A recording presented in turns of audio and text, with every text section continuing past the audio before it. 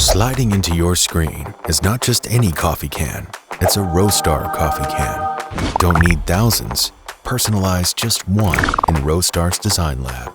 No design experience needed. Choose a pattern, add your logo and text, or create something memorable with AI. Being made in the Midwest, you can expect it on your doorstep in no time. Now that was smooth.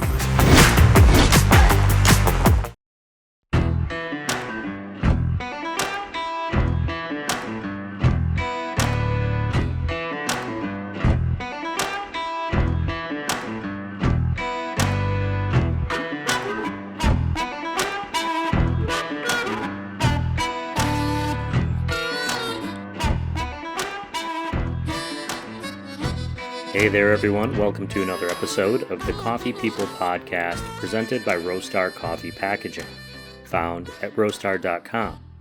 Thank you for being here with me today. I'm your host, Ryan Woldt.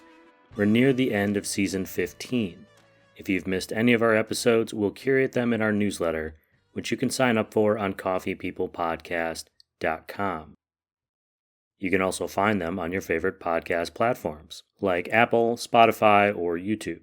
Thank you for watching and listening, for liking and subscribing, and generally just appreciating the world of coffee, and of course the entrepreneurial efforts that we share that go into your coffee mug.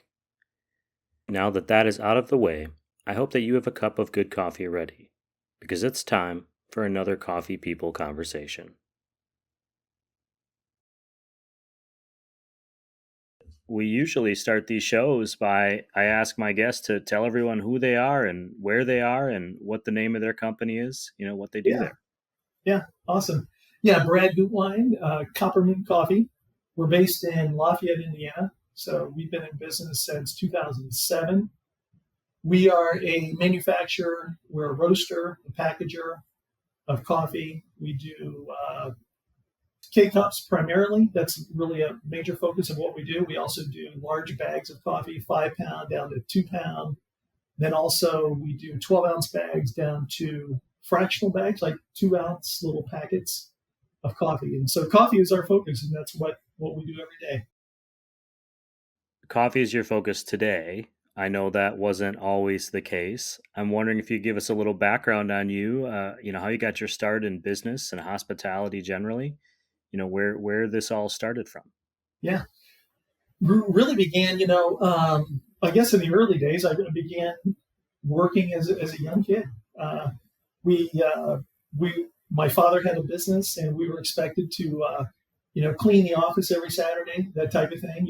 Whether it's mopping floors, filling the pop machine, the candy machine, whatever it may be, whatever was asked upon us, that's what we did. And like a lot of kids growing up, we would mow lawns and do all kinds of house chores, that kind of thing. I also had a leather shop when I was a kid.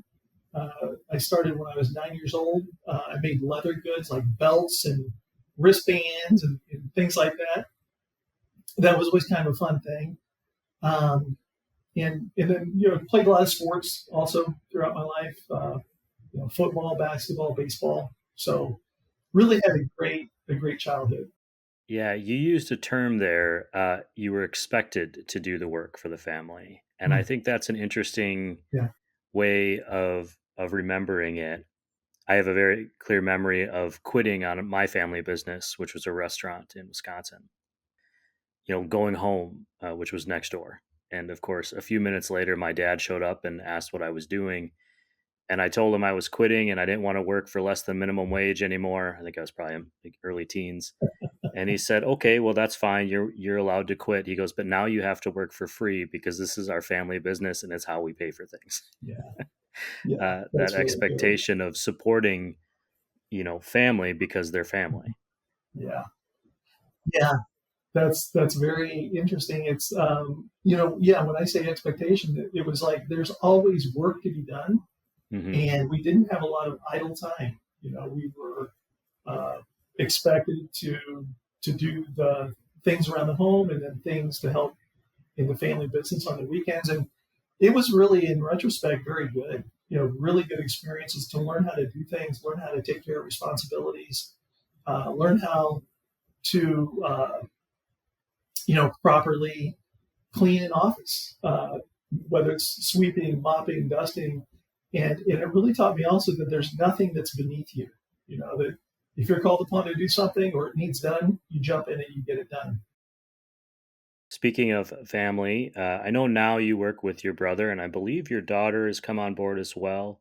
Mm-hmm. When you were first starting out in the family business and kind of working past that, being a kid working for the family, what was that like? I don't believe you were in coffee, or your family wasn't in coffee at that time. How did that all get started, and what made you think you wanted to follow that path that had been, I don't want to say laid out, but been role modeled for you? Mm-hmm. I always had, I think, growing up in the family business, always had a desire because I saw I think the benefits of operating and working in a family business. So it was always a desire of mine to do so. We grew up in a business that my family business was a feed milling business. So it was livestock feeds, distribution business, and it was a business that had started in 1920 from my great grandfather, and that business survived over the years. And then when I went through school, I went to Purdue University, graduated in 1989. My first job was I worked for Marea Corporation for a period of time. I really didn't enjoy it, and I didn't have any vested interest in the business. And I thought, man, there's got to be something better. And my father's business kind of needed some help at the time. And so I left Marriott, joined the family business, and there was no looking back. Once I did that, I knew that's what I wanted to do. I believe that business was, you mentioned distribution, but agriculture, bird feed at some point became a big part of that. I believe with your brother. At some point, you're running businesses. Your focus has to turn to coffee for some reason. Mm-hmm. What was the impetus for that? I mean, what made you think, oh, this is an industry that is appealing to me? I'm assuming you're drinking coffee at this point, and you're looking at your coffee cup. What happened there to make you go, we're going to totally change what this family focus has been all this time into a new industry?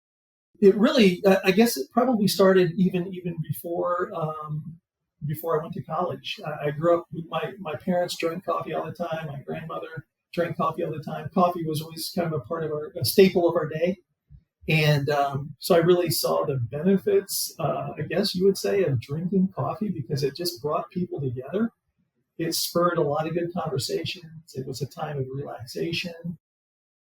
When we were running our bird food company, which was Morning Song Wild Bird Food, I had a private label coffee made for our company. It was a bird-friendly coffee, and I thought that was really a great tie-in because around our facilities, we all drink coffee every day. And so why not have a private label bird-friendly coffee to serve to our employees and to give them as gifts, during the holiday season? And so once we sold that business in 2005, I began looking for a coffee business just because coffee just seemed to be the thing that interested me the most. I looked at other businesses that had different consumer products, but everything kept coming back to coffee in terms of what I was really interested in doing and what I thought I would enjoy for years to come. And that proved to be true. It has been. It's been a business that I enjoy. It's not without its challenges, like any business, but everything pointed to coffee, and it was the right choice. You acquired a company when you got into this business, Copper Moon Coffee, instead of launching a new, say, and I hope I'm pronouncing this right, Gutwein Brothers brand, for example. Yeah, Gutwein. Mm-hmm. Yep, Gutwein. Mm-hmm. Apologies.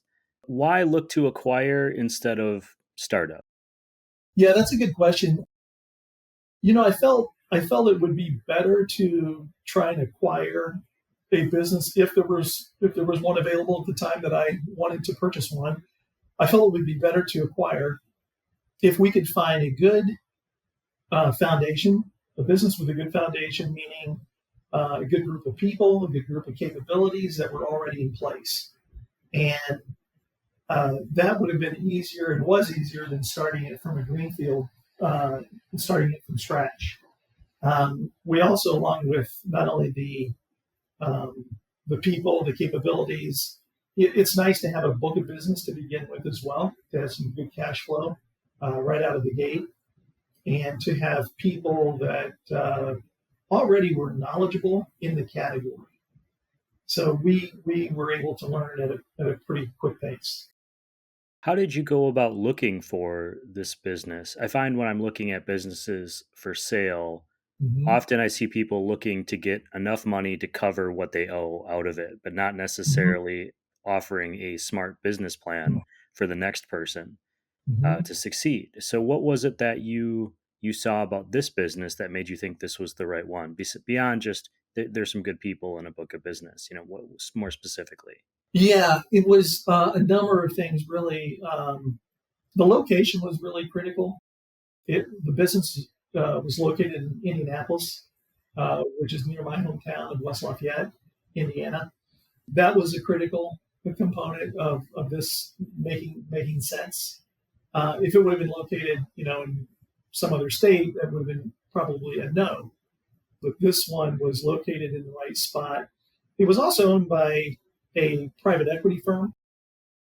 The private equity firm that owned it really, when I reached out to them to inquire whether or not they were interested in selling, they really shared with me that it's really not a core asset. It was part of a bundle purchase of something else they purchased. It not being a core asset for them allowed it to make sense for us. Sure. When you say that, what I imagine is there's not somebody at this equity firm that's day to day paying attention, hands on, caring about it in the same way that I'm assuming you and your team does. Yeah, they had some really good people, but they didn't have a long-term vision for what they wanted to do with the business. And so I think the timing was really good. And, many times that's kind of the case. If you find something, it's a good fit and the timing's right, it all can work out really well. You mentioned the timing. You've had Copper Moon now for quite some time. What was it that you bought then, and what have you grown it into? Yeah, I think what we bought then was a little bit of structure. We had a facility that was based in Indianapolis. It was a lease facility.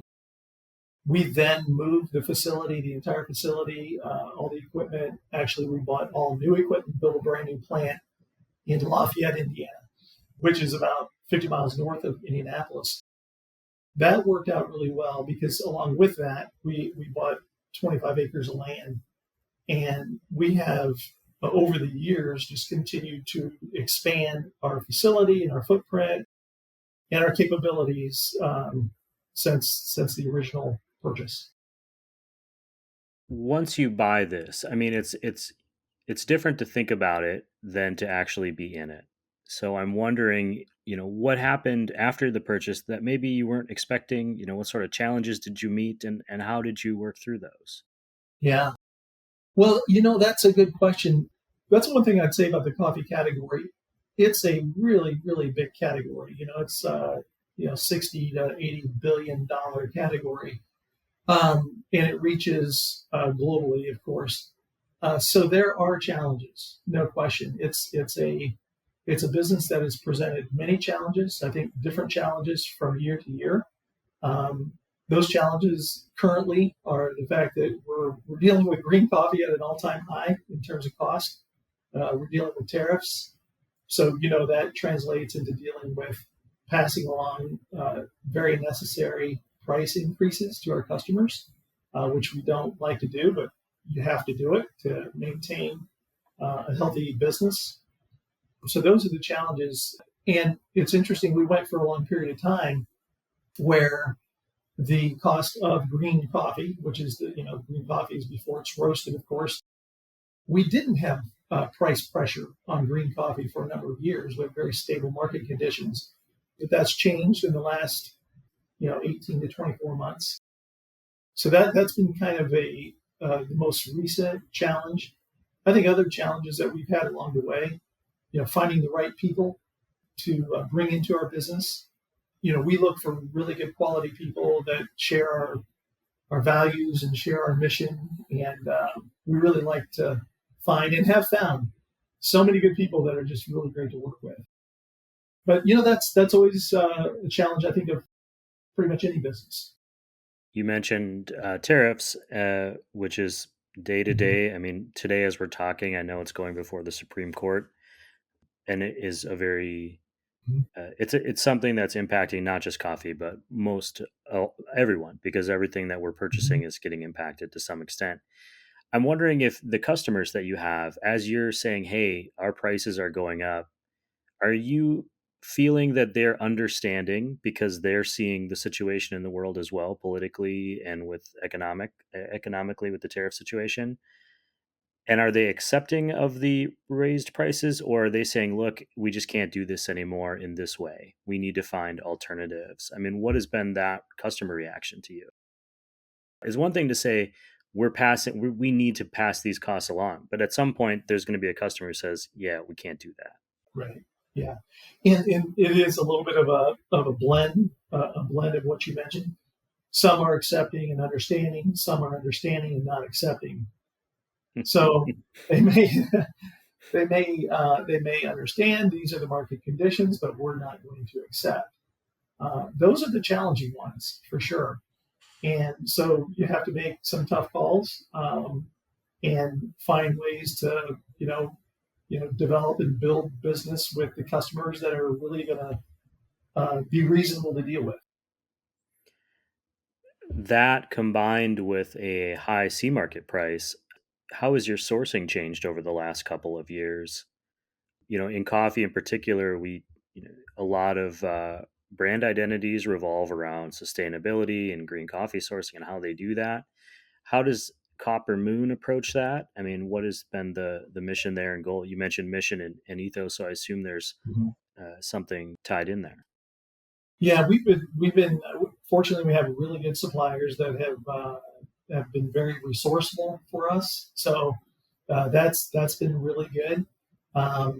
So we've had challenges. We talk about all these challenges. We've had challenges sourcing the right kind of coffees, getting them in on time. But at the end of the day, we haven't had any major hiccups, any major supply chain issues. But it's a little bit different in terms of where we're getting our coffee.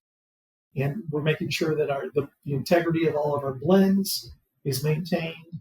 And I think for the foreseeable future, we'll continue to have some of these challenges, maybe until these tariffs are relieved. Hopefully the cost of coffee comes down when the tariffs come off. That would be ideal. I feel like once things go up, they rarely go back down, Brad, but that's just my experience. When I'm reading through your website, Googling, Copper Moon Coffee, and I find that there are a lot of things that you support, causes or connections. There's a whole space science STEM connection listed on your website, which was unusual. Most coffee businesses and most businesses have things outside of that they are passionate about, but that one I felt was unique. Why the focus there, and how do you use this platform and this company you have to do other things in the world? Yeah, good question. The connection for us to space is really kind of goes back to in 2019, we wanted to do a real brand overhaul, and not just a refresh, but a real brand overhaul. And we wanted to capitalize on the name Copper Moon. And I think in doing that, we just kind of took a step back and we said, well, let's think about, how our brand could be very authentic and really talk about not only the Copper Moon, which is the perfect alignment of the Earth, the Sun, and the Moon. It's a total eclipse. But we wanted to align ourselves with things that made sense, that were transparent. And so we thought it would really be great to capitalize also on the the surging interest and activity in the world of space exploration. And so as we began to think about that and think about the fact that, well, we're also in West Lafayette, Indiana, the home of Purdue University, the home of the cradle of astronauts, and all that's going on in space exploration, we thought it would also give us an opportunity to have a brand, develop our brand in a way that would be less serious and more fun. And it'd have a little bit of blend of both, but it would be less serious than what a lot of brands we saw were pursuing, like a real serious, pretentious kind of identity. And we didn't really want that because that's not who we are. We're a family business, and we wanted to really be able to portray the right kind of branding. So we redid all of our branding with a theme of space and space exploration. And then we thought, who could we connect with and support that is connected to the world of space? And so we reached out to the Astronaut Scholarship Foundation, which is based in Florida, and developed a really nice partnership with ASF. That partnership began in, I believe, 2020. It's really been nice. It's really been good because we've hosted astronauts at our facility in Indiana, given them tours of our facility. They've tasted our coffees. We had great discussions and really nice opportunities with them, not only at our facility, but then every year we attend the ASF Gala in Cape Canaveral, where we're a sponsor of the event. We're one of many, but we're one of the sponsors of the event. We've donated over $75,000 to them and have provided 5 scholarships that are given to students that are pursuing STEM degrees. So, has any of the Copper Moon coffee made it up into space? I know weight is pretty restricted there. Not yet, but that is in the game plan. I would hope so. Yeah. Speaking of Florida, you're the CEO of Manatee Coffee as well. Uh-huh. How does that fit in? Why look for another brand separate from Copper Moon? Mm-hmm. What was it that intrigued you enough to make that leap later on in this business? Yeah, Manatee was an opportunity that we saw. It was a brand that was started probably in around 2005, I want to say. And we were looking for a brand that would have more of an ecological identity, and it would be kind of a cause-oriented brand as well. And we noticed the Manatee brand in the Florida market. I approached the owner of the brand, and we purchased that in 2010. And it's really been a very good direct-to-consumer brand for us. And also, we are on the retail shelf and some club environments as well with that brand. And it's growing. It continues to grow every year. With that particular brand, we support various organizations like the Moat Marine Lab. We support the Save the Manatee Foundation, the Clearwater Marina, and a few others, like Friends of Manatee Lagoon. They're doing the work to support manatee habitats. I don't mean to be terribly cynical, but sometimes cause-based brands in all industries, they either lean so far to the cause that they forget about the thing that they're selling because you're just paying for the cause, or they're using the cause kind of just to sell, a product, which I'm pretty okay with as long as the money's going to the right places. Mm-hmm. How do you find that balance, coffee versus cause? How do you say, like, well, we're selling this idea that we're supporting this thing, whether it's STEM or manatees or whatever, but we're also trying to give you a product we hope you'll enjoy? Oh, yeah. Yeah, for us, which I think that's a really good question. For us, coffee is always first. We are first coffee. And we have to have a very good, high-quality coffee, because if we don't have a coffee, you can't support anything. So we have to have a really good quality coffee. That's really our focus. And the more success we can have with the coffee, the better support we can provide to a cause. There's a program in the Midwest. I'm not sure if Indiana has it, called Junior Achievement. Are you familiar with that program? I am. Yeah. Young business entrepreneur program that I went through as a kid.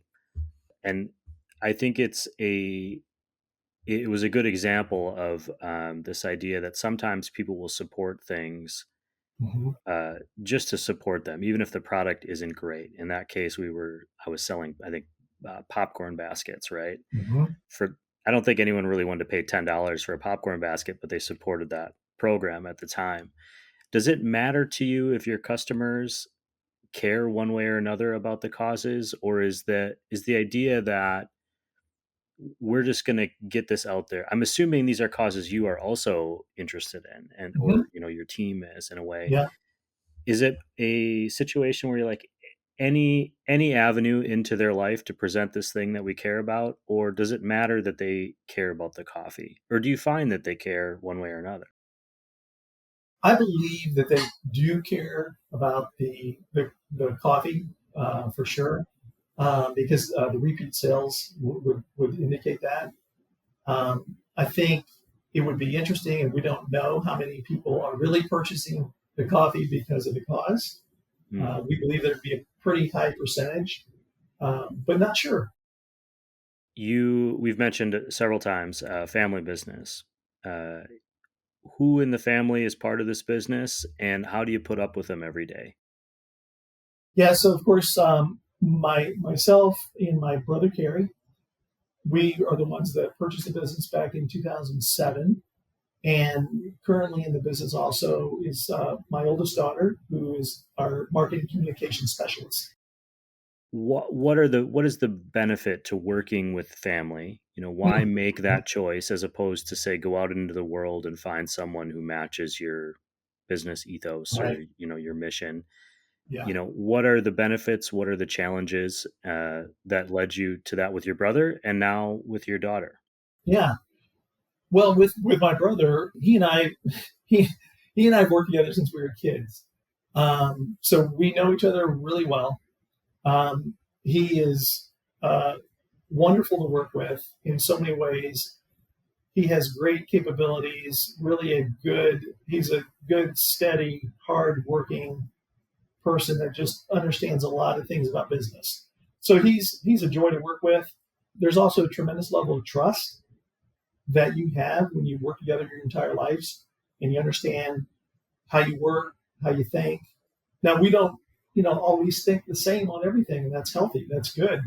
We don't always see the things the same way. That's healthy and good too. We're always interested in the best outcome, for the business. And so that's been really good. And then my daughter, really, she began doing an internship with us in her final semester of college, and we had no intentions whatsoever for her to come into the business. She was going to graduate and go pursue her own career. That career just happened to be in social media marketing and communications. And as she did the internship, we're like, wow, this is really good. It just made sense. And she was the best talent that we could find and continues to be great to this day. I worked with both of my parents and with my dad more specifically, and now that I don't, I sometimes wonder how on earth did I survive that. But I also bring these wonderful life lessons, and I talk about it quite a bit on this show. How do you feel about the idea that this family business will continue to be family, or that your daughter is going to kind of continue bringing it up? I know you had mentioned early in our chat that there was a family business this whole time, and even though it's not called the Gutwein family business, how does that make you? What is your feeling about the legacy of that, and in particular in the Indiana region? That's an interesting question. I don't really think a lot about legacy. I would say I probably think more about like lasting impact. I think about our people that work at Copper Moon. I think about their families, really the difference that we can make just running a good business, the difference that we can make by them working at Copper Moon, the quality of life that they can have by working at Copper Moon. So I think more about that than I do even about needing to be sure we pass this business on to the next generation. I think about today, let's make sure that we're doing things really well, and taking care of everybody that devotes a lot of time and effort and energy to making Copper Moon what it is today. Roastar Coffee Packaging supports this show, based out of Wisconsin, just north of you there. They've asked me to try to glean some advice for other entrepreneurs. And so you acquired this business. What questions should young entrepreneurs who are considering buying a business or buying into a business, what should they be asking? What advice would you offer them if they came to you and said, "Hey, Brad, I'm thinking about getting into business. I think I'm going to look for something to buy. What should I know?" I think about the way I went about it, and that's kind of all that I know, is that I would ask and did ask, what do I want to do with my life? What do I want to do with my time? How am I wired up? What am I made to do? How do I want to invest the next, several years in a career? And then I would consider, what level of risk am I willing to take? And then what type of business do I want to operate? I look at these other so many different, whether it's consumer goods or industrials or technology, whatever it may be. And then I would find that area that seemed to be of most interest to me. And that was really the process I went through. And that's why I mentioned earlier, I kept coming up with coffee. Coffee was still, piquing my interest more than anything else. You mentioned what level of risk you're willing to take on. Mm-hmm. And I think about that a lot because the level of risk that I'm willing to take on has to also match up with the level of risk my wife is willing to take on as a small business. And so when you're working with family or you are taking on a challenge, you have to make sure everyone's on board. Because if they're not supportive, it's going to be real tough to come home and say we had a bad day. And tomorrow there'll be a good day. What do you do when businesses, how do you stay uplifted? How do you stay, pushing forward when things are challenging? Yeah, that's a good question. First is my faith, honestly. I think if you have a rough day yesterday or a rough day today or tomorrow, whatever, it all really in the big picture of things isn't a big deal. I'm grounded in my faith in Christ. That's number one for me. So I really get most of my daily guidance in God's Word. So that's number one. I also have an incredibly supportive spouse. My wife is the best, encouraging, supportive. And most things are pretty temporary. Most of our problems, most of our issues, challenges are pretty temporary. So if you can push through, have a hopefully positive vision for what the outcome would be, and keep moving, keep fighting, stay passionate, stay connected, have good friends around you, people that you can talk to. That's been my approach, and it's worked for me. I only talk to the dog. And he never, he always agrees with me, which is great. I don't mean to presume that you're a football fan, but if you are, Indiana football is kind of having a moment up there. How excited is everyone in Indiana? That's a very, very good question. I've got to say, I've watched more IU football this year than ever before, and I'm a Purdue grad. So the IU football team and the folks there have done an incredible job. They're a pleasure to watch. I've definitely had more comments about being a Purdue fan, this year, of course. Well, they're finally tasting a little bit of the joy that you've already experienced in your life. That's kind of how I look at it. So the only thing I have to shoot back right now is, Purdue basketball is ranked number 1. So we've got that. And college basketball just started. I've been looking forward to it myself. What comes next for you and for Copper Moon and Manatee, or for this coffee business that you've been building and are continuing? We continue to be innovative. We continue to want to increase our market share. We're focused on doing that, whether it be brick and mortar or direct to consumer. We continue to be challenged by many things that present, good opportunities for us. So our mission really is to continue to grow the business, stay innovative, stay hungry, and continue to find great people to work with in the company and great customers to acquire to grow our business for the future. Did I miss anything today that you wanted to mention, or that we just, I didn't give enough time to? I don't believe so. I think it's really, really good.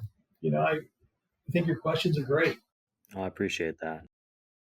Brad, my last question for everyone is always, when you stop into a brick and mortar cafe, what are you going to order? I always go for an iced Americano. Double shot iced Americano is my go-to. Even in the wintertime? Even in the wintertime. Yep. Oh, man. Those Indiana winters can be a little brutal. They're brutal. Yes. Brad, I really appreciate you being here on the show and giving us some of your time. CoppermoonCoffee.com, ManateeCoffee.com. We're going to share all of those links in our show notes and our newsletter, which anyone listening can find if they search for Coffee People Podcast, coffeepeoplepodcast.com. Thank you for listening to our friends and supporters like Roastar Coffee Packaging. Thank you for helping us share the stories of coffee people like Brad. Cheers, everyone. Don't forget to tip your baristas, and thank you for drinking good coffee. Hey, everyone. I hope you enjoyed that episode with Brad. I just wanted to pop in here at the end to say thank you for listening and sharing. Please tip your baristas, and be sure to drink good coffee.